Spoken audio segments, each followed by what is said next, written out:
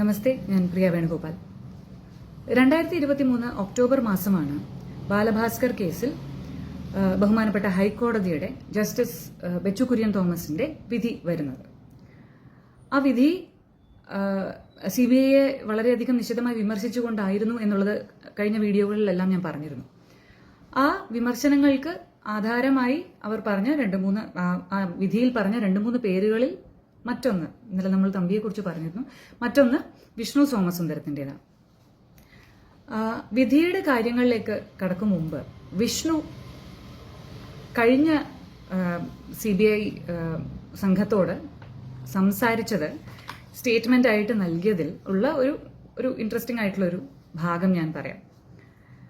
On being ആസ്ഡ്, അതായത് ഈ കേസിനെ കുറിച്ചാണ് ചോദ്യം, കേസിന്റെ സാഹചര്യത്തെക്കുറിച്ചാണ് ചോദ്യം. On being asked, I state that it is a financial dispute between Lakshmi Chechi and parents of Balu, which allegations and counter-allegations were made, in which allegations and counter-allegations were made by parents of Balu, instigated by Priya Venugopal, Balu's cousin. And to get the financial share of Balu, they had making, grammatical mistakes ഒക്കെ CBIയുടേതാണ്, they had making allegation against the persons close to Balu. When Balu was there after marriage, he had never stayed in his house and none of Balu's family members had attended any function. Balu only having talking terms with his father and not with anyone. On the 7th day of function, Maya Venugopal and Priya Venugopal, cousins of Balu, shouted that they will kick out all from Balu's house, which was done in presence of Lada Chechi and parents of Lakshmi Chechi. Lakshmi വീട്ടിൽ തിരിച്ചെത്തിയിട്ടില്ലായിരുന്ന സമയം നടന്ന ഒരു ചടങ്ങിന്റെ ദിവസത്തെ സംഭവത്തെയാണ് വിഷ്ണു സോമസുന്ദരൻ ഈ സ്റ്റേറ്റ്മെന്റിൽ നൽകിയിരിക്കുന്നത് CBIക്ക്. കുടുംബ വഴക്കൊക്കെ ഇവിടെ എന്തിനാണ് സംസാരിക്കുന്നത്, അല്ലെങ്കിൽ അതേക്കുറിച്ചൊക്കെ സംസാരിച്ചത് കൊണ്ട് കേസിന് എന്താണ്, കേസിൽ അതിനൊക്കെ പ്രസക്തി എന്താണെന്നൊക്കെ ചോദിക്കുന്നവരോട് ഒരൊറ്റ ഉദാഹരണം പറയാം. 2019 ഈ കേസുമായി ബന്ധപ്പെട്ട് എറണാകുളത്തെ ഒരു കോടതിയിൽ, CJM കോർട്ടാണെന്ന് തോന്നുന്നു, എനിക്ക് അത് കൃത്യമായിട്ട് അറിയില്ല, ക്രൈംബ്രാഞ്ച് നൽകിയ അവരുടെ ആദ്യത്തെ റിപ്പോർട്ട്, അതായത് സോബി ജോർജ് നൽകിയ ഒരു പരാതിയുമായി ബന്ധപ്പെട്ടാണ് ഈ ഒരു റിപ്പോർട്ട് അവർക്ക് നൽകേണ്ടി വരുന്നത് അവിടെ എറണാകുളത്ത്. അപ്പോൾ പ്രൊട്ടക്ഷൻ കേസാണെന്ന് തോന്നുന്നു, സോബിയുടെ പ്രൊട്ടക്ഷൻ കേസ്. അപ്പോൾ അതിൽ ക്രൈംബ്രാഞ്ചിന്റെ DYSP ഹരികൃഷ്ണൻ, അദ്ദേഹം ഇപ്പോൾ ജീവിച്ചിരിപ്പില്ല, അദ്ദേഹം നൽകിയ റിപ്പോർട്ട് തുടങ്ങുന്നത് തന്നെ ഇത് വെറും ഒരു ഫാമിലി ഡിസ്പ്യൂട്ടാണ്, ഇതിൽ മറ്റൊന്നും സംശയിക്കത്തക്കതായി ഇല്ല എന്ന് പറഞ്ഞുകൊണ്ടാണ്. ഇതേ രീതിയിലുള്ള സ്റ്റേറ്റ്മെന്റ് ബാലുചേട്ടന്റെ മറ്റ് പല സംഘാംഗങ്ങളും നൽകിയിട്ടുണ്ട്. പ്രകാശ് തമ്പിയുടേതായിട്ടുണ്ട്, പുതിയ റിപ്പോർട്ടിൽ ലക്ഷ്മിയുടേതുണ്ട്, പ്രകാശ് തമ്പിയുടേതുണ്ട്. അതായത് ഇവരൊക്കെ സമ്മതിച്ചിട്ടുണ്ട് ബാലഭാസ്കറിന് കുടുംബവുമായിട്ട്, പ്രത്യേകിച്ചും കസിൻസുമായിട്ട് യാതൊരു ബന്ധവുമില്ല എന്നുള്ളത്. ഞങ്ങളും ബാലുചേട്ടനുമായിട്ടുള്ള ബന്ധമൊക്കെ ഫോട്ടോകളായും വീഡിയോകളായും അല്ലെങ്കിൽ ബാലുചേട്ടൻ എനിക്കൊക്കെ അയച്ച ഇമെയിലുകളായും ഒക്കെ പലപ്പോഴും സോഷ്യൽ മീഡിയയിൽ ഞാൻ ഷെയർ ചെയ്തിട്ടുണ്ട്. അപ്പോൾ ബന്ധം സ്ഥാപിക്കൽ എന്നുള്ളൊരു ആവശ്യമൊന്നും ഞങ്ങൾക്കില്ല. 2007, 2009, അതിനുശേഷം 2016 ഈ സമയത്തൊക്കെയുള്ള ഞങ്ങളുടെ പലതരത്തിലുള്ള സമ്പർക്കങ്ങൾ ഒക്കെ, ലക്ഷ്മി ഉൾപ്പെടെയുള്ള സമ്പർക്കങ്ങൾ, പല വീഡിയോയിലും ഇഷാൻ ദേവിനെയും ഒക്കെ നിങ്ങൾക്ക് കാണാം, അങ്ങനെയുള്ള സമ്പർക്കങ്ങളും ഒക്കെ സോഷ്യൽ മീഡിയയിലുള്ള ഒരു കാര്യമാണ്. എന്നിട്ടും മറ്റൊരു പേര് ഞാൻ കഴിഞ്ഞ ദിവസം പറഞ്ഞിരുന്നല്ലോ, ജമീൽ മുഹമ്മദ്, ആളുടെ മൊഴിയിലും പറയുന്നുണ്ട്, എനിക്ക് കൃത്യമായി അറിയാം ബാലുചേട്ടൻ്റെ അമ്മയുമായും കസിൻസുമായും യാതൊരു ബന്ധവുമില്ല എന്നുള്ളത്. അപ്പോൾ എത്ര കൃത്യമായി ചില കാര്യങ്ങൾ മാത്രം സ്റ്റേറ്റ്മെന്റുകളിൽ വന്നിരിക്കുന്നു നോക്കൂ. അന്ന് തന്നെ ഞാൻ ആദ്യം സൂചിപ്പിച്ചിരുന്നല്ലോ, ജ്യോതി ശ്രീധർ എന്ന് പറയുന്ന ഒരു അധ്യാപികയുടെ post, out of the blue വന്നൊരു പോസ്റ്റാണത്. ഒക്ടോബർ 6 ബാലുചേട്ടൻ മരിച്ച് വെറും 4 ദിവസം കഴിഞ്ഞിട്ട്, അന്ന് മുതൽ കുടുംബത്തെ ആകെ കൊണ്ട് വലിച്ചിടുകയാണ് സമൂഹത്തിന് മുന്നിൽ. അന്ന് ഞങ്ങൾ ഇതിനെതിരെ പ്രതികരിച്ചുമില്ല, ഞങ്ങൾക്കതിന് സമയവും ഉണ്ടായിരുന്നില്ല. ഞങ്ങളിവിടെ എന്താണ് സംഭവിക്കുന്നത് എന്നൊന്ന് മനസ്സിലാക്കി വരാൻ ശ്രമിച്ചുകൊണ്ടിരിക്കുന്ന സമയമാണ്, എന്തൊക്കെയാണ് ചുറ്റും നടന്നുകൊണ്ടിരിക്കുന്നതെന്ന്, ബാലുചേട്ടന്റെ ചുറ്റും എന്തായിരുന്നിരിക്കാം നടന്നുകൊണ്ടിരുന്നത് എന്നുമൊക്കെ. അപ്പോൾ ഈ കാര്യങ്ങളൊക്കെ മറച്ചു വെച്ചിട്ടാണ് ലക്ഷ്മിക്കെതിരെ ഞങ്ങൾ എന്തോ പറഞ്ഞു എന്ന് സ്ഥാപിക്കാൻ എല്ലാവരും ശ്രമിക്കുന്നത്. ഒന്ന് ശ്രദ്ധിച്ചാൽ നിങ്ങൾക്ക് അറിയാം, കേസുമായി ബന്ധപ്പെട്ട ഒരൊറ്റ കാര്യത്തിലും ഒരൊറ്റ സാഹചര്യത്തിലും ലക്ഷ്മിക്കെതിരെ ആരും ഒന്നും സംസാരിച്ചിട്ടില്ല. അത് അമ്മയായിക്കൊള്ളട്ടെ, അച്ഛനായിക്കൊള്ളട്ടെ, ഞാനായിക്കൊള്ളട്ടെ, അല്ലെങ്കിൽ ഞങ്ങളുടെ അഡ്വക്കേറ്റ് ആയിക്കൊള്ളട്ടെ, ആരായാലും ഞങ്ങളാരും ലക്ഷ്മിക്കെതിരെ ഒന്നും സംസാരിച്ചിട്ടില്ല. പക്ഷെ ലക്ഷ്മിക്കെതിരെ എന്തോ ക്യാമ്പയിൻ നടക്കുകയാണ് എന്നുള്ളൊരു നറേറ്റീവ് പൊതുബോധം ഉണ്ടാക്കിയെടുത്ത് കേസിന്റെ കാര്യം സംസാരിക്കാതിരിക്കുക എന്നുള്ളൊരു നിർബന്ധ ബുദ്ധി എല്ലാവർക്കും ഉള്ളതായി കാണാം.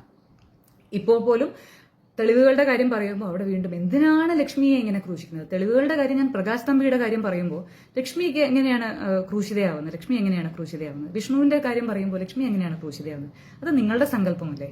ഞങ്ങൾ അങ്ങനൊന്നും പറയുന്നില്ലല്ലോ.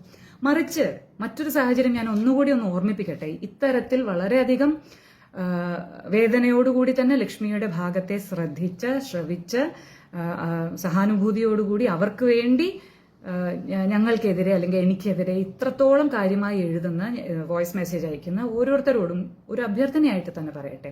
ലക്ഷ്മി ആ ഇന്റർവ്യൂവിൽ പറഞ്ഞൊരു കാര്യം നിങ്ങൾ ശ്രദ്ധിച്ചിരുന്നു. ഞങ്ങളുടെ കുടുംബത്തിന്റെ അല്ലെങ്കിൽ അച്ഛൻ അമ്മ ആരെങ്കിലും ഒക്കെ സംസാരിച്ചതിന്റെ ഉദ്ദേശവും ലക്ഷ്മി ഇപ്പോൾ അനുഭവിക്കുന്ന കാര്യവുമായി എന്തെങ്കിലും ബന്ധമുണ്ടോ എന്ന് നിങ്ങൾ ചിന്തിച്ചിട്ടുണ്ടോ?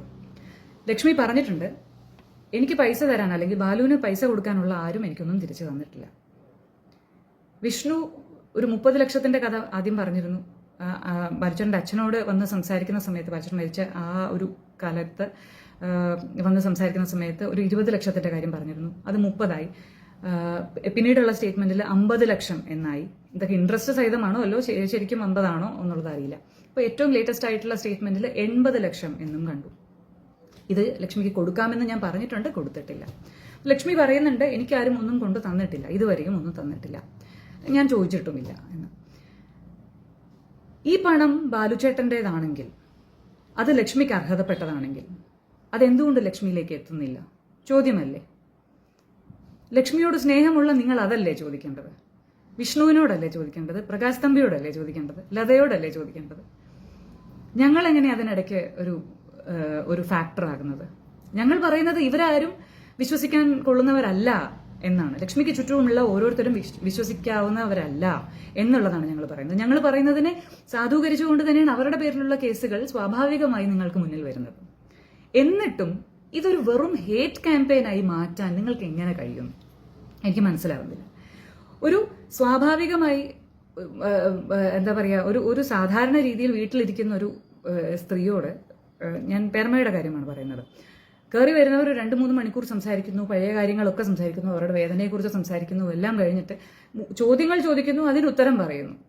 അത് വീഡിയോ എടുത്ത് പ്രചരിപ്പിച്ച് അതിനെ കൊട്ടിഘോഷിച്ചുകൊണ്ട് ഒരാളുടെ മരണം ചർച്ച ചെയ്യുന്ന, അതിലേക്ക് നയിക്കുന്ന കാരണങ്ങൾ ചർച്ച ചെയ്യുന്ന, അല്ലെങ്കിൽ അവർക്ക് ചുറ്റുമുണ്ടായിരുന്നവരെല്ലാം കൊടും ക്രിമിനൽസ് ആണ് എന്ന് ചർച്ച ചെയ്യേണ്ടി വരുന്ന സാഹചര്യത്തിൽ ആ അമ്മയുടെ സംസാരം ശരിയായില്ല, ആ അമ്മ 2 പ്രാവശ്യം പറഞ്ഞത് ശരിയായില്ല, അല്ലെങ്കിൽ കസിൻസ് കുഞ്ഞിലെ കൊഞ്ഞനം കുത്തി കാണിച്ചതല്ലേ എന്നുള്ള ബാലിശമായിട്ടുള്ള കാര്യങ്ങൾ പറഞ്ഞ് ചർച്ചയെ വഴിതിരിച്ചു വിടാൻ നിങ്ങൾക്ക് എങ്ങനെ കഴിയുന്നു? എനിക്ക് മനസ്സിലാകുന്നില്ല.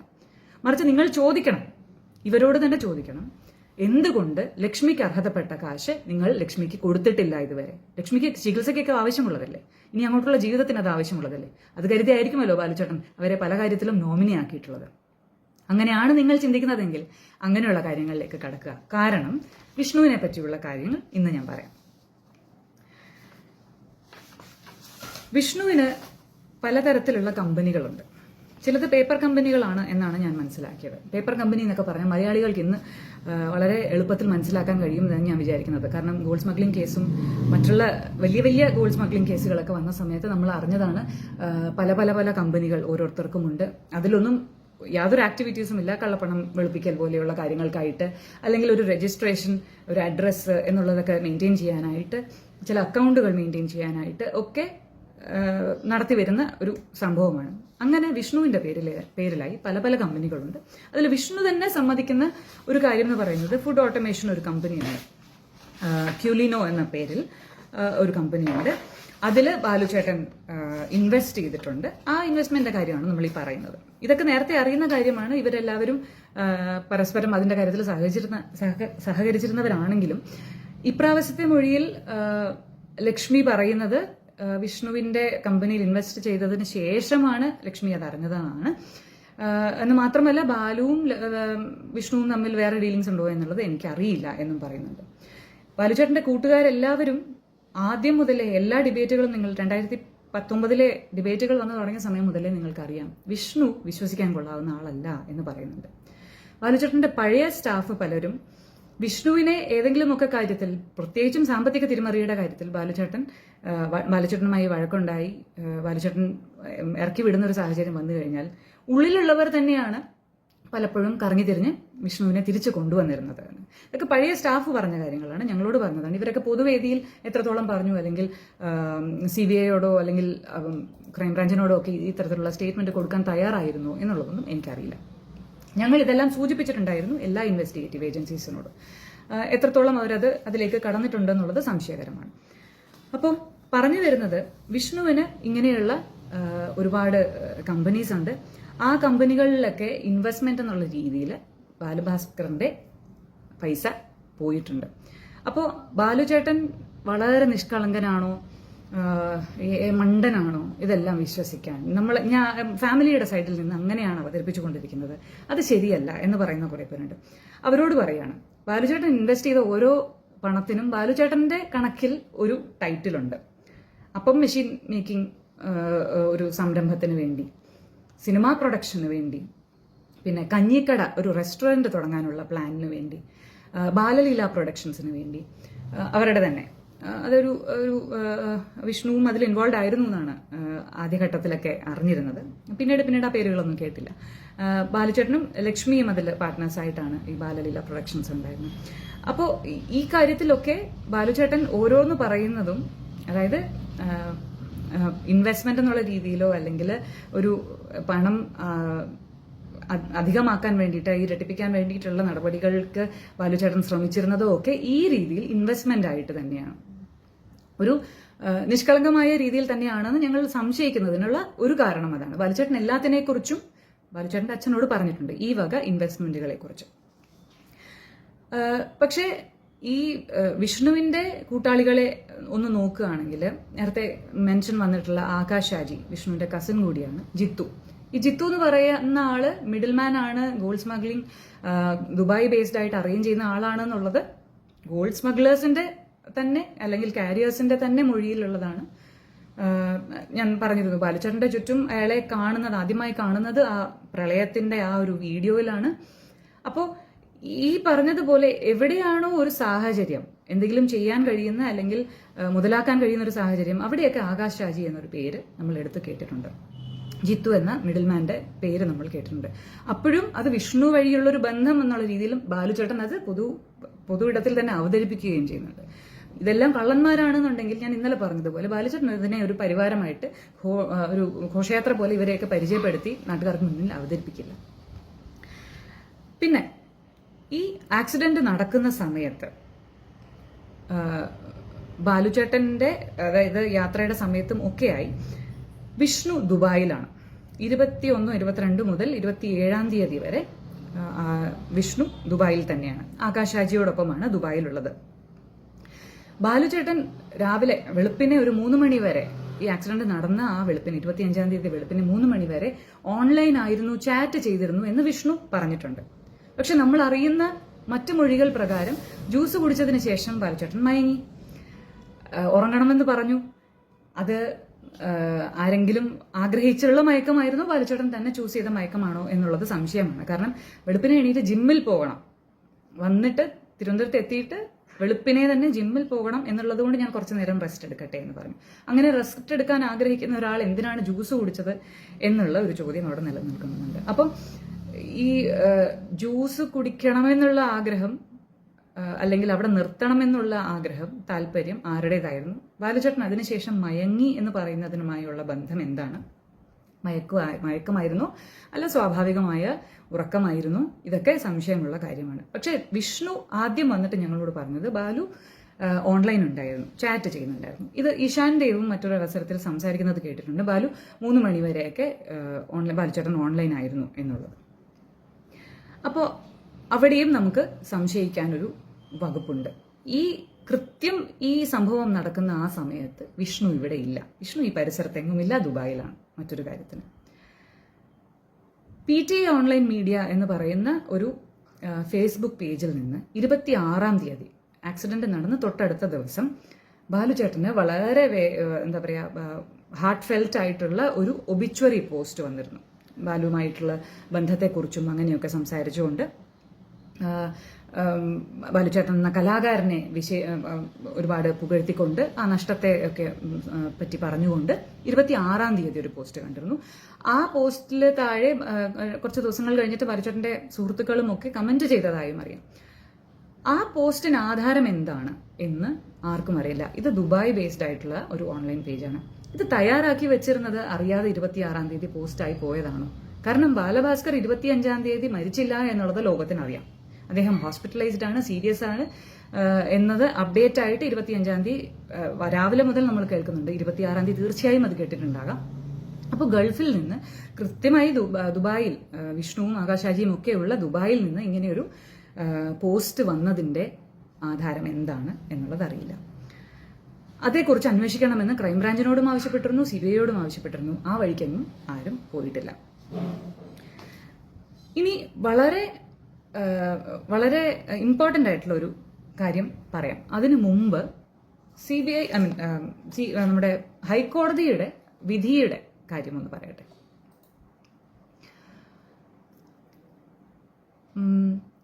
സ്ട്രേഞ്ച്ലി 17th പോയിന്റ് ആയിട്ട് ഹൈക്കോടതിയിലെ ബെച്ചു കുര്യൻ തോമസ് ജസ്റ്റിസിന്റെ വിധിയിൽ പറയുന്നതാണ്. Strangely, the driver of the vehicle, Sri Arjun, is admittedly involved in an ATM theft case at Cheruduruthi in the year 2015, another ATM theft case at Pazhayanur, and also involved in a crime relating to house trespass at Thrissur.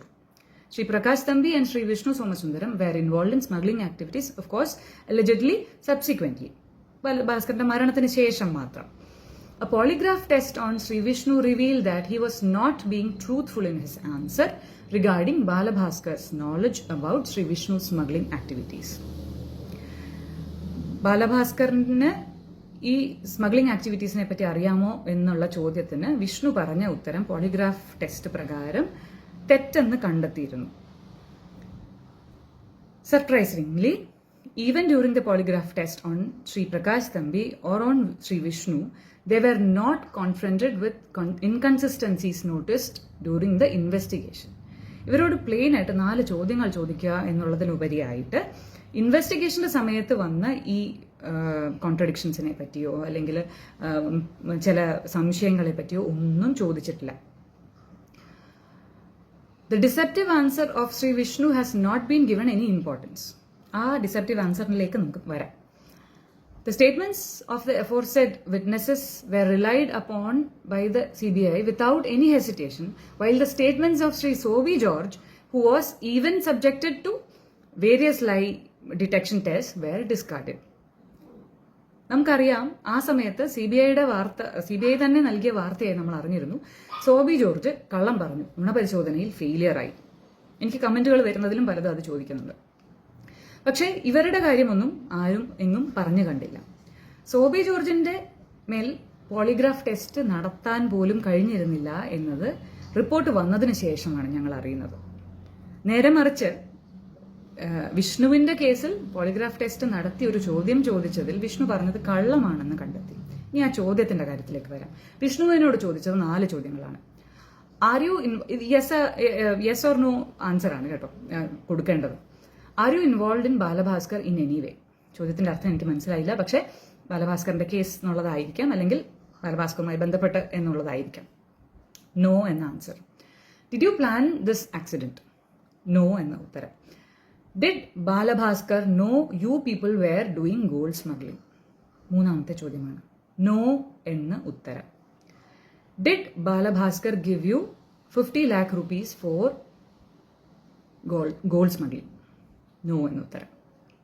അപ്പോൾ ഇതിൽ എടുത്തു പറയുന്നുണ്ട് ഇയാള് പറഞ്ഞ ഈ deceptive answer. ഈ 3ാമത്തെ ചോദ്യമുണ്ടല്ലോ, ബാലഭാസ്കറിന് നിങ്ങൾ gold സ്മഗ്ലിംഗിൽ involve ആണ് എന്നുള്ളത് അറിയാമായിരുന്നു എന്നുള്ളതിന് നോ എന്ന് വിഷ്ണു ഉത്തരം പറഞ്ഞു. ആ നോ എന്ന് പറഞ്ഞത് കള്ളമാണെന്ന് ടെസ്റ്റ് പ്രകാരം തെളിഞ്ഞു. ഇത് പോളിഗ്രാഫ് ടെസ്റ്റാണ്. അതിനൊക്കെ ഉള്ളൊരു സാധുത എന്ന് പറയുന്നതിന്റെ ലിമിറ്റേഷൻസ് എന്ന് പറയുന്നതും ഒക്കെ പലർക്കും അറിയുന്നതായിരിക്കും, എക്സ്പേർട്സിന് അറിയുന്നതായിരിക്കും. കാരണം കൂടുതൽ അന്വേഷിക്കണമെങ്കിൽ അറിയണമെങ്കിൽ നാർക്കോ അനാലിസിസോ അങ്ങനെയുള്ള കാര്യങ്ങളൊക്കെ വേണമെന്ന് പറയും. പക്ഷെ എന്നിരുന്നാലും വിഷ്ണു ഈ നോ എന്ന് പറഞ്ഞതിനെ ഫർദർ ക്വസ്റ്റ്യൻ ചെയ്യാൻ CBI ശ്രമിച്ചിട്ടില്ല. കാരണം വിഷ്ണു ഈ പറഞ്ഞത് നോ എന്നാണെങ്കിൽ, അതായത് ബാലുചേട്ടന് അറിയാമായിരുന്നു എന്നുള്ളതാണ് ശരിയായ ഉത്തരം. സത്യം എന്ന് പറയുന്നത് ബാലുചേട്ടന് അറിയാമായിരുന്നു എന്നുള്ളതാണ്. അവിടെയും രണ്ട് തരത്തിൽ ആ ചോദ്യത്തിന് കണ്ടിന്യൂറ്റി ഉണ്ടാകാം. ബാലഭാസ്കർ അറിഞ്ഞ് നടത്തിയിരുന്നോ ഈ ഗോൾഡ് സ്മഗ്ലിംഗ് എന്നൊരു ചോദ്യമുണ്ട്. രണ്ട്, ബാലഭാസ്കർ എന്തെങ്കിലും അറിഞ്ഞതിന്റെ പേരിലാണോ ബാക്കിയുള്ള കാര്യങ്ങൾ സംഭവിച്ചത്? ഞങ്ങൾ ആദ്യം മുതലേ ചോദിച്ചുകൊണ്ടിരുന്ന രണ്ടാമത്തെ ചോദ്യം. ഈ രണ്ടിനും സാധ്യതയുണ്ടല്ലോ. എന്തുകൊണ്ട് CBI ഈ രണ്ട് കാര്യങ്ങളും ചോദിച്ചില്ല? ബാലഭാസ്കർ അറിഞ്ഞുകൊണ്ട് ഈ കാര്യങ്ങളൊക്കെ ചെയ്തിരുന്നു. ബാലഭാസ്കർ അറിഞ്ഞതുകൊണ്ടാണോ ബാലഭാസ്കറിന് ഇങ്ങനെയൊരു ദുർവിധി വന്നത്? ഈ രണ്ട് ചോദ്യങ്ങളിലേക്കൊന്നും CBI കടന്നിട്ടില്ല. ഇത് വളരെ കൃത്യമായി കോടതി കണ്ട് അത് തന്നെ ചോദിച്ചിട്ടുമുണ്ട്. CBI അത് കൃത്യമായി അന്വേഷിക്കണമായിരുന്നു. ഇതിന്റെ ഒന്ന് റെലവെന്റ് ആയിട്ടുള്ള കാര്യങ്ങളൊന്നും ചോദിച്ചിട്ടില്ല, ഇൻവെസ്റ്റിഗേഷനുമായി ബന്ധപ്പെട്ട് ഒരു കാര്യവും ചോദിച്ചിട്ടില്ല എന്ന് എടുത്തു പറഞ്ഞിട്ടുണ്ട് കോടതി. അതോടൊപ്പം ഈ മൂന്നാമത്തെ ഡിസെപ്റ്റീവ് ആൻസർ പറഞ്ഞു എന്ന് പറഞ്ഞതിനെ ഫർദർ പ്രോബ് ചെയ്തിട്ടില്ല. അപ്പോൾ അത് വളരെ സ്വാഭാവികമെന്ന് കരുതുകയും വലിയ ബുദ്ധിമുട്ടുള്ള കാര്യമാണ്. ഇനി ഏറ്റവും ഇമ്പോർട്ടൻ്റ് ആയിട്ടുള്ള ഒരു കാര്യത്തിലേക്ക് എത്തട്ടെ. ബാലുചേട്ടൻ നിഷ്കളങ്കനാണോ? ബാലുചേട്ടൻ ഇപ്പൊ പറഞ്ഞ ചോദ്യം പോലെ തന്നെ ബാലുചേട്ടൻ അറിഞ്ഞാണോ അറിയാതെയാണോ എന്നുള്ള ചോദ്യങ്ങൾ.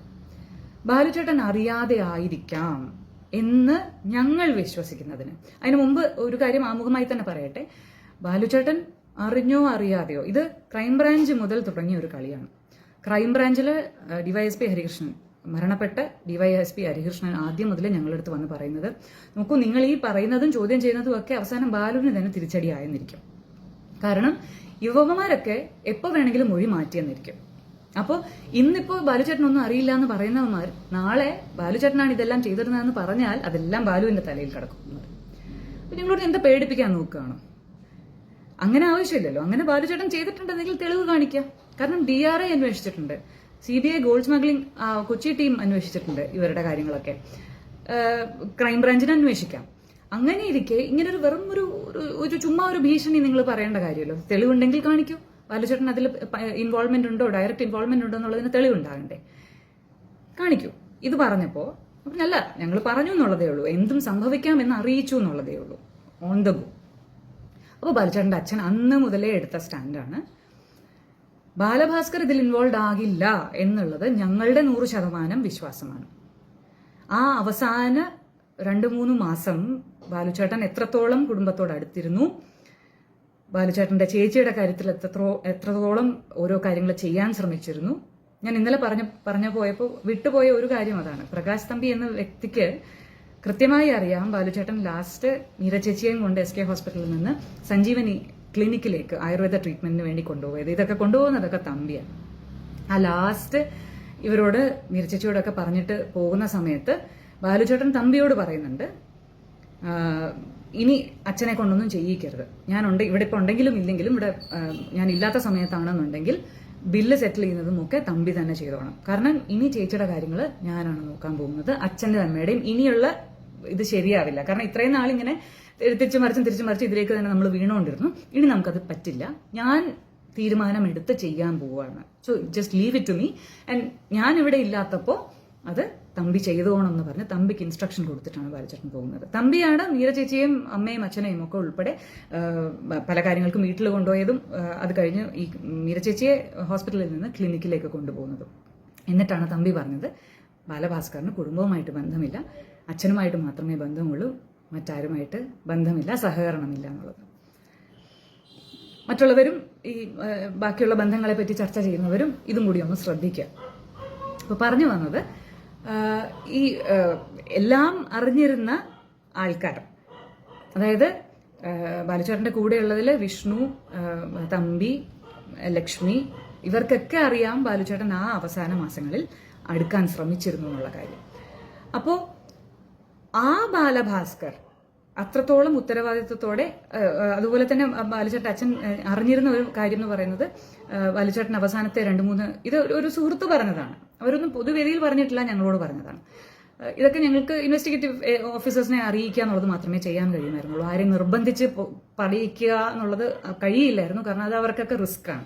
അവസരങ്ങൾ നഷ്ടപ്പെട്ടെന്നിരിക്കാം, അല്ലെങ്കിൽ പലരുടെയും മുഖം കറുത്തെന്നിരിക്കാം, അല്ലെങ്കിൽ ഭീഷണി ഉണ്ടായെന്നിരിക്കാം. നമുക്ക് ആരെയും നിർബന്ധിക്കാൻ കഴിയില്ല, പ്രത്യേകിച്ചും കലാകാരന്മാർ. കാരണം കലയുമായി ബന്ധപ്പെട്ട് ജീവിക്കുന്നവരെല്ലാവരും ഒരു എന്താ പറയുക, ബാലുചേട്ടൻ്റെ അച്ഛൻ്റെയോ അമ്മയുടെയോ അമ്മാവൻ്റെയോ ഒക്കെ കാര്യം പറയുന്നത്, ബാലുചേട്ടൻ്റെ കാര്യത്തിൽ അവർക്കുണ്ടായിരുന്ന കൺസേൺ എപ്പോഴും അതാണ്. ഒരു സ്ഥിര വരുമാനം ഇല്ലല്ലോ.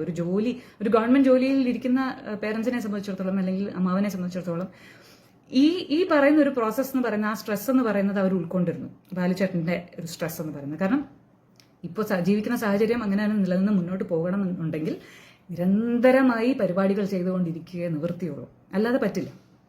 അപ്പോൾ ബാലുചേട്ടൻ ആ സമയത്ത്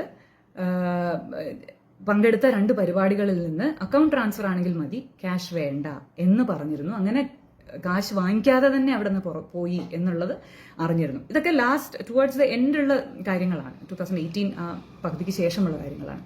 അതുപോലെ ബാലുചേട്ടൻ വലിയമ്മാവന്റെ വീട്ടിൽ നിന്ന് അവസാനം പോകുന്ന സമയത്തും അമ്മാവന്റെ തന്നെ മറ്റു ശിഷ്യരവിടെയുണ്ട്. അവരുടെ മുന്നിൽ വെച്ച് പറയുന്ന ഒരു കാര്യം, ബാലുചേട്ടൻ ഇനി പഠിത്തം, വയലിൻ തന്നെ കൂടുതൽ ഉപരിപഠനം, കൂടുതൽ കച്ചേരികൾ, പഠിപ്പിക്കൽ, ഈ കാര്യങ്ങളിലൊക്കെ കോൺസെൻട്രേറ്റ് ചെയ്യാൻ പോവുകയാണ്. ഷോസ് ഒക്കെ നിർത്താൻ പോവുകയാണ്. യാത്രകളും എടുത്തു, സിനിമാ പാട്ടും അങ്ങനെയുള്ള കാര്യങ്ങളൊക്കെ വായിച്ച് മടുത്തു. അതുകൊണ്ട് ഷോസ് ഒക്കെ നിർത്താൻ പോവുകയാണ്. ഇനി ഇൻസ്റ്റിറ്റ്യൂട്ട് തുടങ്ങാൻ, അതാണ് പ്ലാൻ എന്ന് പറഞ്ഞു. അപ്പോൾ വലിയമാൻ അന്ന് പറഞ്ഞാൽ അതിനത് നിർത്തേണ്ട ആവശ്യമൊന്നുമില്ലല്ലോ, അതൊക്കെ ഒരു സൈഡിൽ നടക്കട്ടെ, പഠനവും പഠിപ്പിക്കലും കച്ചേരികളും ഒക്കെ വന്നോളും, അങ്ങനെ അതിന് വേണ്ടിയെന്നും പറഞ്ഞ് തീരുമാനമൊന്നും എടുക്കണ്ട, ഏതായാലും നമുക്ക് നോക്കാം എന്ന് പറഞ്ഞാണ് യാത്ര അയക്കുന്നത്. അവസാനത്തെ കൂടിക്കാഴ്ച അങ്ങനെയാണ്. 22-ാം തീയതി സന്ധ്യയ്ക്കാണെന്നാണ് എൻ്റെ ഓർമ്മ. അങ്ങനെ പറഞ്ഞൊരു റെഫറൻസ് ആണ് എൻ്റെ ഓർമ്മ. അപ്പോൾ ബാലുചേട്ടൻ ആ സമയത്ത് ഇനി ഷോസ് ചെയ്യുന്നില്ല എന്നൊരു തീരുമാനത്തിലേക്ക് എത്തിയിരുന്നു. യാത്രകൾ അധികം പോകുന്നില്ല എന്ന് തീരുമാനിച്ചിരുന്നു. 2018 ഫെബ്രുവരി 16-ാം തീയതി ബാലുചേട്ടൻ ഒരു ഫേസ്ബുക്ക് ലൈവ് ചെയ്തിരുന്നു. അതിൽ ഒരു ഇൻസ്റ്റിറ്റ്യൂട്ട് തുടങ്ങാൻ ആഗ്രഹിക്കുകയാണ്, ഒരു സ്കൂൾ തുടങ്ങാൻ, മ്യൂസിക് സ്കൂൾ തുടങ്ങാൻ ആഗ്രഹിക്കുകയാണ്. എല്ലാവരുടെയും അഭിപ്രായങ്ങൾക്ക് വേണ്ടി ഫോൺ നമ്പറും ഒക്കെ കൊടുത്തിട്ടുണ്ട്. ലൈവിൽ അദ്ദേഹം അത് സംസാരിക്കുന്നുണ്ട്. ഇപ്പോഴും അവൈലബിൾ ആയിട്ടുള്ള ഒരു വീഡിയോ ആണ്, നോക്കേണ്ടവർക്ക് നോക്കാം. ഫെബ്രുവരി 16-ാം തീയതി 2018. ഞാൻ പറയാൻ പോകുന്ന ഏറ്റവും ഇമ്പോർട്ടൻ്റ് ആയിട്ടുള്ള ഒരു കാര്യം, ഒരു ഭാഗം ഇനിയാണ്. ഫെബ്രുവരി 17-ാം തീയതി 2018 ഫെബ്രുവരി 17-ാം തീയതി ബാലഭാസ്കറിന്റെ പേരിൽ പുനലൂർ ബ്രാഞ്ചിൽ LIC ഓഫീസിൽ ഒരു LIC പോളിസി എടുക്കപ്പെട്ടു. 40 ലക്ഷത്തിന്റെ പോളിസിയാണ്. ആ പോളിസി എന്ന് പറയുന്നത് 40 ലക്ഷം ആദ്യത്തെ പ്രീമിയമായ 3,28,000 രൂപ, അങ്ങനെ ഒരു സംതിങ് അടയ്ക്കേണ്ടതുണ്ട്. ആ ഒരൊറ്റ പ്രീമിയം അടയ്ക്കുക, അതേ ഉള്ളൂ. ആ പോളിസി എടുത്തിരിക്കുന്നതിനെ പറ്റി ബാലുചേട്ടൻ്റെ അച്ഛന് യാതൊരു വിവരവുമില്ല. ഒന്ന് ഓർക്കണം, എല്ലാ കാര്യങ്ങളും ഇൻവെസ്റ്റ്മെന്റുമായിട്ട് ബന്ധപ്പെട്ട് അല്ലെങ്കിൽ ഈ പൈസ ചെലവുമായി ബന്ധപ്പെട്ടുള്ള കാര്യങ്ങളൊക്കെ ബാലുചേട്ടൻ കൃത്യമായി അച്ഛനെ അപ്ഡേറ്റ് ചെയ്തിരുന്ന ഒരാളാണ്. ഈ ഒരു വലിയ പോളിസി എടുക്കുന്നതിന്റെ കാര്യം, അതും മകൾ ജനിച്ചതിന് ശേഷം, നമുക്ക് എത്ര ഹാപ്പി ആയിട്ടിരിക്കുന്ന ഒരു സമയമാണെന്ന് ആലോചിച്ച് നോക്കും. ആ സമയത്ത് ഇങ്ങനെ ഒരു പോളിസി എടുത്തു വെക്കുക, അതും ഫെബ്രുവരി മാസം. ബാലുചേട്ടൻ 16-ാം തീയതി ഇൻസ്റ്റിറ്റ്യൂട്ട് തുടങ്ങുന്നതിന്റെ കാര്യം ലൈവ് പോകുന്നു, 17-ാം തീയതി ഇങ്ങനൊരു പോളിസി എടുക്കുന്നു. ഞങ്ങൾ ഈ പോളിസിയെ പറ്റി അറിഞ്ഞതിന് ശേഷം ക്രൈംബ്രാഞ്ചിനോട് പറയുന്നു, ബാലുചേട്ടൻ്റെ പോളിസികളെല്ലാം നോമിനിക്ക് ഓൾറെഡി കൊടുത്തു കഴിഞ്ഞു, ഇങ്ങനൊരു പോളിസി ഇല്ല എന്ന് ക്രൈംബ്രാഞ്ച് ആദ്യം പറയുന്നു. ഞങ്ങൾ പിന്നീട് RTIയും അങ്ങനെയുള്ള കാര്യങ്ങളൊക്കെ ചെയ്യാൻ നോക്കുമ്പോഴും ഒന്നും ഞങ്ങൾക്ക് ഒരു നിർവാഹവുമില്ല. പിന്നീട് LIC ഓഫീസിൽ പോയി കൃത്യമായി അച്ഛൻ്റെയും അമ്മയുടെയും ലെറ്റർ കൊടുത്ത്, അങ്ങനെ അവസാനം നമുക്ക് അതിൻ്റെ ഒരു പ്രൊപ്പോസൽ ഫോമിൻ്റെ ഒരു കോപ്പി കിട്ടിയതിന് ശേഷമാണ് ഇതിലെ കൂടുതൽ ദുരൂഹതകൾ പുറത്തു വരുന്നത്. ആ പ്രൊപ്പോസൽ ഫോമിൽ ബാലുചേട്ടൻ 7 ഒപ്പിട്ടിട്ടുണ്ട്. ആ 7 ഒപ്പും 7 വിധമാണ്. അതിന് ബാലുചേട്ടൻ്റെ യഥാർത്ഥ ഒപ്പുമായി യാതൊരു ബന്ധവുമില്ല. ചെറിയൊരു സാമ്യം എവിടെയെങ്കിലും പറയാമെന്നുള്ളതേ ഉള്ളൂ. പക്ഷേ ആ മെയിൻ ലെറ്റർ പോലും, സിഗ്നേച്ചറിൻ്റെ മെയിൻ ലെറ്റർ പോലും വ്യത്യസ്തമായാണ് 7 സ്ഥലത്തും, 6 7 അത്രയും സ്ഥലത്തും ഇട്ടിരിക്കുന്നത്. അതിലെ ഫോൺ നമ്പറും കോൺടാക്ട് നമ്പറും ഇമെയിൽ ഐഡിയും കൊടുത്തിരിക്കുന്നത് വിഷ്ണുവിൻ്റേതാണ്, ബാലുചേട്ടൻ്റേതല്ല. നോമിനി ലക്ഷ്മി തന്നെയാണ്, അതിൽ പ്രശ്നമൊന്നുമില്ല. പക്ഷേ ഇതിൻ്റെ കൂടുതൽ ഡീറ്റെയിൽസിലേക്ക് കടന്നപ്പോൾ ഒരു പുനലൂര് പോയി ബാലുചേട്ടൻ അങ്ങനെ ഒരു പോളിസി എടുക്കേണ്ട യാതൊരു ആവശ്യവുമില്ല. തിരുവനന്തപുരത്താണ് ബാക്കി എല്ലാ ഇൻവെസ്റ്റ്മെന്റും അതിന്റെ ബേസിസും എല്ലാം തിരുവനന്തപുരത്ത് തന്നെ നടക്കുമ്പോൾ വിഷ്ണുവിന്റെ സ്ഥലമാണ് കൊല്ലം. വിഷ്ണുവിന്റെ ഒരു ചിറ്റപ്പനാണ് ഇത് അറേഞ്ച് ചെയ്ത് അവിടുത്തെ ഒരു ഓഫീസർ സുദേശൻ എന്ന് പറഞ്ഞൊരു വ്യക്തി. അദ്ദേഹത്തിന്റെ കീഴിലുള്ള മനോരഞ്ജൻ എന്ന് പറഞ്ഞ ഒരാളാണ് ഡെവലപ്മെന്റ് ഓഫീസർ. LICയുടെ പോളിസികൾക്ക് തന്നെ എതിരായിട്ട് ഈ പോളിസി എടുത്തിരിക്കുന്നതിന്റെ ഫസ്റ്റ് പ്രീമിയം തുക അടച്ചിരിക്കുന്നത് മനോരഞ്ജൻ എന്ന് പറയുന്ന ആളുടെ അക്കൗണ്ടിൽ നിന്നൊരു ചെക്ക് വഴിയാണ്. ഈ 3,28,000 രൂപ സംതിങ്. അത് ഈ തേർഡ് പാർട്ടി ചെക്ക് കൊടുക്കുക എന്ന് പറയുന്ന LIC പോളിസിക്ക് വിരുദ്ധമാണ് ഒരു പോളിസി എടുക്കുന്ന സമയത്ത്.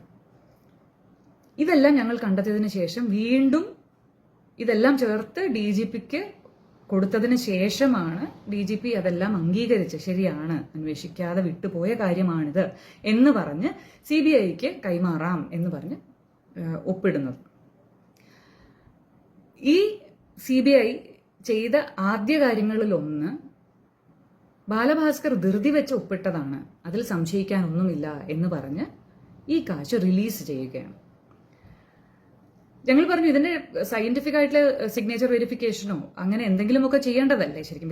വിരലടയാള വിദഗ്ധനെ കൊണ്ട് അത് പരിശോധിപ്പിക്കുക, അല്ലെങ്കിൽ വിഷ്ണുവിന്റെ ഫോൺ നമ്പറും ഇമെയിൽ ഐഡിയും എന്തുകൊണ്ട് അതിൽ കൊടുത്തു എന്ന് ചോദിക്കുക, ഇതൊക്കെ സ്വാഭാവികമായും ചെയ്യേണ്ടതല്ലേ? ഇല്ല, ഒരു സംശയവുമില്ല. കാരണം വിഷ്ണു പറഞ്ഞു, ബാലു പറഞ്ഞിട്ട് ചെയ്തതാണ്. കാരണം എൻ്റെ ഒരു സുഹൃത്തിനോ ബന്ധുവിനോ വേണ്ടിയിട്ട് ഒരു സഹായം ചെയ്യണമെന്ന് പറഞ്ഞു. അങ്ങനെ ബാലു അഗ്രി ചെയ്തു, ബാലു ചെയ്തു തന്നു. ഇതിന്റെ പൈസ എന്തുകൊണ്ട് മനോരഞ്ജന്റെ അക്കൗണ്ടിൽ നിന്ന് പോയി എന്നുള്ള ചോദ്യത്തിന് പിന്നീട് ഇവരുടെയൊക്കെ മൊഴികൾ കണ്ടതിന് ശേഷമാണ് ഞങ്ങൾക്ക് കാര്യം മനസ്സിലാവുന്നത്. അതില് സുദേശൻ പറഞ്ഞിട്ടുണ്ട് ബാലഭാസ്കറിനെ മുമ്പൊക്കെ കണ്ടിട്ടുണ്ട്, ഈ പോളിസിയുമായി ബന്ധപ്പെട്ട് കണ്ടിട്ടില്ല. മനോരഞ്ജൻ എന്ന് പറയുന്ന ഡെവലപ്മെന്റ് ഓഫീസർ ബാലഭാസ്കറിനെ കണ്ടിട്ടില്ല. 21 തീയതി ഫെബ്രുവരി ഒരു മെഡിക്കൽ ചെക്കപ്പ് നടന്നിട്ടുണ്ട്. ആ മെഡിക്കൽ ചെക്കപ്പ് നടത്തിയ ആളുടെ ഒരു മൊഴി മാത്രമുണ്ട്. അതും കൊറബറേറ്റ് ചെയ്യാൻ വേണ്ടിയിട്ടുള്ള CCTV വിഷ്വൽസോ അവിടെ ചെന്നതിന്റെ മറ്റു രേഖകളോ ഒപ്പോ അങ്ങനെയുള്ള കാര്യങ്ങളൊന്നുമില്ല. ഒരാളുടെ മൊഴി മാത്രമുണ്ട്. ബാലഭാസ്കർ വന്നിരുന്നു, ഇത് ചെയ്തു, പോയി. 2 ദിവസത്തിനുള്ളിൽ അതിന്റെ ഹെൽത്ത് സർട്ടിഫിക്കറ്റും സബ്മിറ്റ് ചെയ്തു. പോളിസി ത്രൂ ആയി. സുദേശന്റെ മൊഴിയിലുണ്ട് ബാലഭാസ്കർ മരിച്ച് 2-3 മാസത്തിനുള്ളിൽ വിഷ്ണു എന്നോട് പറഞ്ഞു അത് ക്ലെയിം ചെയ്യണം എന്ന്. വിഷ്ണു ഉടനെ തന്നെ ലക്ഷ്മി ഒപ്പിട്ട ഫോം കൊണ്ടു കൊടുക്കുന്നു, ഇത് റിലീസ് ചെയ്യാൻ ശ്രമിക്കുന്നു. പക്ഷെ അപ്പോഴേക്കും ഞങ്ങളുടെ ക്രൈംബ്രാഞ്ചിന്റെ ഒക്കെ കേസ് വന്നതുകൊണ്ട് ഇത് വിത്ത് ഹെൽഡായി. LIC അവരുടെ ഇന്റേണൽ ഓഡിറ്റും അങ്ങനെയുള്ള കാര്യങ്ങളൊക്കെ ചെയ്തതിന് ശേഷം ഈ പോളിസി വിത്ത് ഹോൾഡ് ചെയ്യാനാണ് തീരുമാനിച്ചത്. ഒരു വലിയ എമൗണ്ട് ആണ്, തിരുവനന്തപുരത്തെ ഓഫീസിൽ നിന്ന് റിലീസ് ചെയ്യാൻ പറ്റുന്ന എമൗണ്ട് അല്ല. അതുകൊണ്ട് ചെന്നൈ സോണൽ ഓഫീസ് തീരുമാനിക്കേണ്ട ഒരു കാര്യമായിരുന്നു. ഇത് റിലീസ് ചെയ്യാമോ എന്നൊക്കെ ചോദിച്ച് ബാലുചേട്ടൻ്റെ അച്ഛനോടും അമ്മയോടും, കാരണം കേസ് നടക്കുന്ന സമയമാണല്ലോ, കേസ് കൊടുത്തിരിക്കുന്നത് അച്ഛനും അമ്മയാണല്ലോ, അപ്പം റിലീസ് ചെയ്യാമോ എന്നുള്ള കാര്യമൊക്കെ ചോദിച്ചുകൊണ്ട് ലെറ്റർ വന്നിരുന്നു. അതിനൊക്കെ അവർ എഗ്രി ചെയ്തിരുന്നു. ഞങ്ങൾക്ക് നോമിനി ആരാണ് എന്നുള്ളതിൽ തർക്കമൊന്നുമില്ല, അവർക്ക് റിലീസ് ചെയ്യുന്നതിലും ഞങ്ങൾക്ക് വിഷമമില്ല. പക്ഷേ ഇതിലെ ഡിസ്ക്രിപ്പൻസീസ് അന്വേഷിച്ചിട്ട് മാത്രം. കാരണം വിഷ്ണു എന്ന് പറയുന്ന ആള് ഗോൾഡ് സ്മഗ്ലർ ആണ് എന്ന് അപ്പോഴേക്കും അത് കഴിഞ്ഞിട്ട് CBI വരുന്ന ഒരു ഘട്ടത്തിലേക്ക് കൃത്യമായി തെളിഞ്ഞിരുന്നു.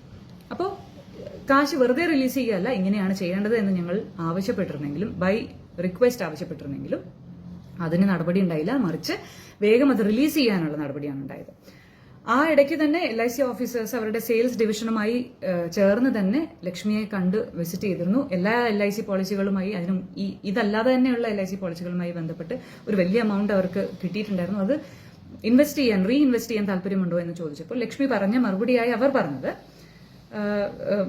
ഇത് റീഇൻവെസ്റ്റ് ചെയ്യുകയാണെങ്കിൽ ഉടനെ എടുക്കാൻ പറ്റില്ല എന്നുണ്ടെങ്കിൽ ഇപ്പൊ താല്പര്യമില്ല, പക്ഷേ വിഷ്ണുവാണ് തീരുമാനിക്കുന്നത് എന്ന് പറഞ്ഞിരുന്നു. അപ്പോൾ അന്ന് ലക്ഷ്മിയുടെ എല്ലാ കാര്യങ്ങളും ചെയ്തിരുന്നതും, ഫിനാൻഷ്യൽ ആയിട്ടുള്ള എല്ലാ കാര്യങ്ങളും ഡീൽ ചെയ്തിരുന്നതും വിഷ്ണുവാണ് എന്നുള്ളതിന് അവിടെയൊക്കെ തെളിവുകൾ വരികയാണ്. ഞങ്ങൾ വെറുതെ ഊഹാപോഹങ്ങൾ പറയുമെന്നല്ലല്ലോ, ഓരോരുത്തും സ്റ്റേറ്റ്മെന്റ് ഉണ്ട്. വിഷ്ണു ഇതിലിടപെട്ടു, വിഷ്ണുവാണ് ബാലഭാസ്കർ ഒപ്പിട്ടെന്ന് പറയുന്ന പ്രൊപ്പോസൽ ഫോം കൊണ്ടു കൊടുക്കുന്നത്, പൈസ കൊണ്ടു കൊടുക്കുന്നത്. വിഷ്ണുവിന് കാശ് കൈമാറിയത് ലക്ഷ്മിയാണ്. അപ്പോൾ ലക്ഷ്മി പറയുന്നത് ഇങ്ങനെ ഒരു സുഹൃത്തിനെ സഹായിക്കാൻ എടുക്കണമെന്ന് ബാലു പറഞ്ഞിരുന്നു, അതെടുത്തു എന്ന് പറഞ്ഞു, കാശ് കൊടുത്തേക്കാൻ പറഞ്ഞു, ഞാൻ വിഷ്ണുവിനെ കൈമാറി എന്നാണ്. ഈ ഒപ്പിനെ പറ്റി ചോദിക്കുന്നിടത്തും ലക്ഷ്മി പറയുന്നത്, on seeing the signature in the policy I can say that even though some difference is there in the signature but the same was affixed by Balu, maybe urgently or casually. ഒരു 500 രൂപ ബാങ്കിൽ നിന്ന് നമ്മൾ withdraw ചെയ്യാൻ ശ്രമിക്കുവാണെങ്കിലും ഒപ്പിൽ ഒരു ചെറിയ കുത്തിൻ്റെയോ കോമയുടെയോ ഒരു വരയുടെയോ കുറിയുടെയോ ഒക്കെ വ്യത്യാസം വന്നു കഴിഞ്ഞാൽ നമ്മൾ പെടുന്ന പാട് നമുക്കറിയാം. അങ്ങനെ ഇരിക്കുകയാണ് LIC ഇതൊന്നും പരിഗണിക്കാതെ വളരെ ഈസി ആയിട്ട് കൊടുക്കേണ്ട ഒരു അവസ്ഥ CBI തന്നെ അവർക്ക് ഉണ്ടാക്കി കൊടുത്തത്.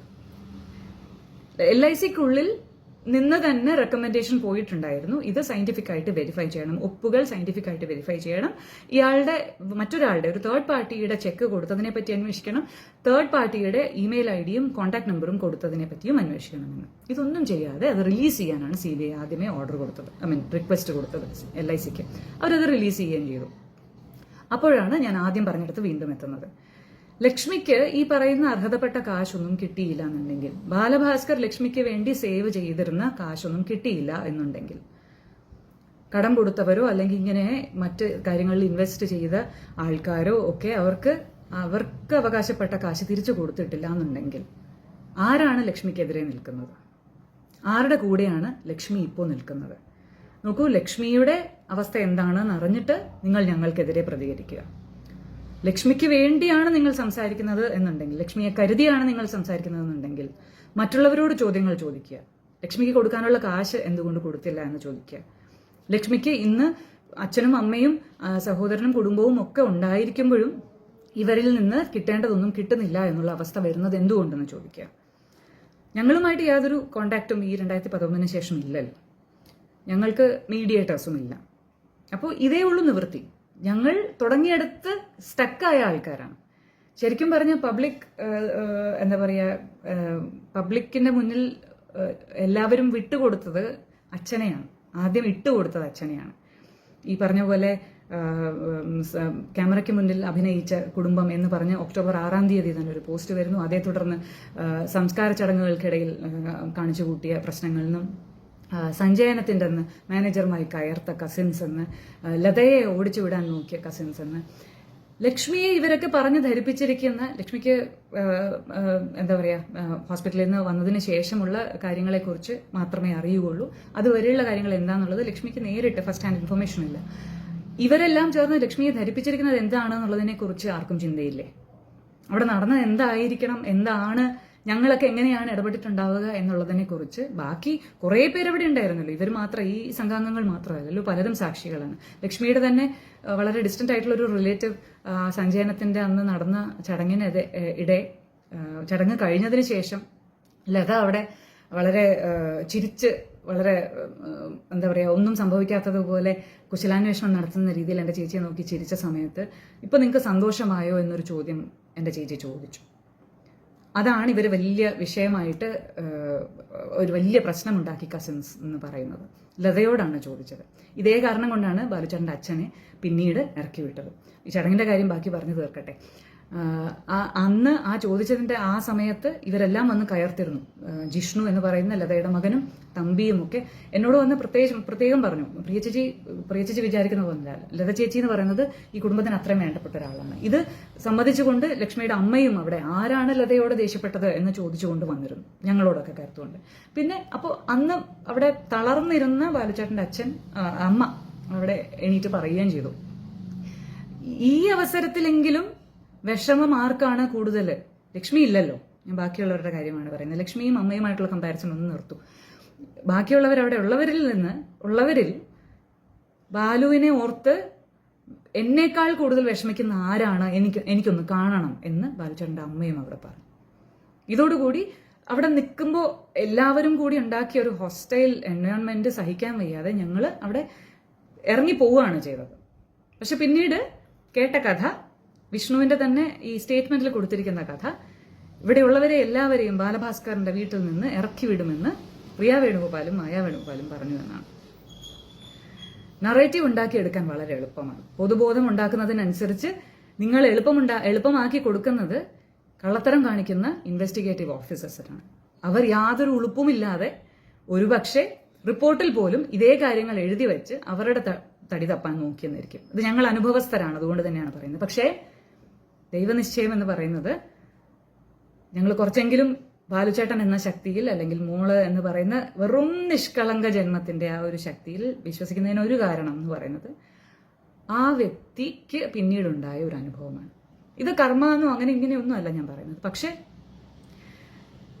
ഇത്രത്തോളം ഞങ്ങൾ സ്ട്രഗിൾ ചെയ്യുന്ന സമയത്ത് കുടുംബ വഴക്ക് എന്നുള്ള രീതിയിൽ ബാലഭാസ്കറിന്റെ മരണത്തെ എഴുതിത്തള്ളാൻ എല്ലാവരും ശ്രമിക്കുമ്പോൾ, നിങ്ങൾ പറയുന്നത് പോലെ ലക്ഷ്മിയുടെ ഭാഗത്താണ് നിങ്ങളെങ്കിൽ ഇപ്പോൾ ചോദ്യം ചെയ്യേണ്ടത് ലക്ഷ്മിയുടെ കൂടെ ഉണ്ടായിരുന്ന ഈ ഗോൾഡ് സ്മഗ്ലേഴ്സിനെയൊക്കെയാണ്. അത് അർജുൻ ആയിക്കൊള്ളട്ടെ, തമ്പി ആയിക്കൊള്ളട്ടെ, വിഷ്ണു ആയിക്കൊള്ളട്ടെ. പറഞ്ഞ കാര്യങ്ങളൊക്കെ ഇതുവരെ ലഭ്യമായ വിവരങ്ങളുടെ അല്ലെങ്കിൽ രേഖകളുടെ അടിസ്ഥാനത്തിലാണ്. കോടതിയിൽ സമർപ്പിക്കപ്പെട്ട വിധി കൂടുതൽ നന്നായി പഠിച്ചതിന് ശേഷം വീണ്ടും കാണാം. നമസ്കാരം.